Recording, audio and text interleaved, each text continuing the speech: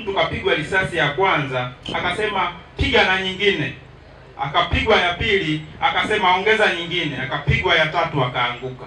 Ni ujasiri wa namna gani huo? Ni ujasiri wa namna gani huo? Kwa hiyo viongozi mnatutengenezea sio uoga tena, bali ujasiri. Utaniua leo, utaniondoa, aliyeko nyuma yangu atavaa ujasiri wangu. Na baadaye kitatokea kitu gani? Tunahitaji kuiona Tanzania yenye amani, yenye haki. Huwezi ukazungumza amani bila kuzungumza haki. Leo ndugu zetu Dar es Salaam wamekufa, lakini msingi mkubwa kufuatilia ni madai ya haki. Tutaendelea kuidai haki.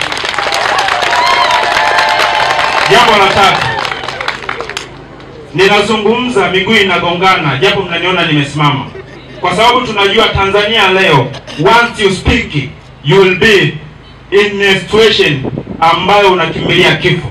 Yaani unapozungumza unakimbilia kifo. Mungu wa mbinguni huko, nikifa damu yangu iende kwa mtu fulani. Tunaogopa hata kuzungumza, tunaogopa hata kusema. Sasa kama mnatufanya tuogope kusema, utajuaje mimi nina kinyongo? Mheshimiwa, nisipoongea kwamba mimi kuna jambo kwako linaniuzi, utajuaje kama ninauzika na wewe? Nitakachokifanya ni action, na action nitakayoifanya ima ni kukuharibia wewe au watu wako wa karibu. Ndio maana kwenye hili wametafutwa watu wa CCM, kwa sababu hao ndio watu ambao wapo kwenye mamlaka na hawataki kushinikiza maboresho yatokee. Unafikiri nini kitatokea?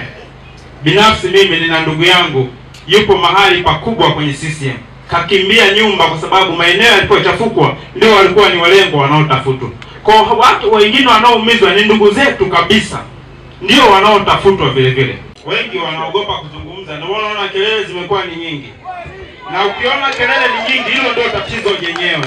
Kwa hiyo tatizo la kwanza ndio hili hapo, kwamba mtu akizungumza Tanzania hii, lazima. Sawa? Leo tunasema Tanzania ya amani, Tanzania ya haki, Tanzania ya uhuru. Kwa nini niogope kuongea kwenye nchi yangu? Na sijatukana. Sijui kama nimezungumza neno la kutukana hapa. Sijui kama nimezungumza neno la kufedhesha hapa. Lakini kuna watu napozungumza hivi wanakeleketa. Huyu dogo ni nani? Who is this guy? Kwa nini nazungumza mambo kama haya? Ninaongea, nimeshasema miguu yangu inatetemeka.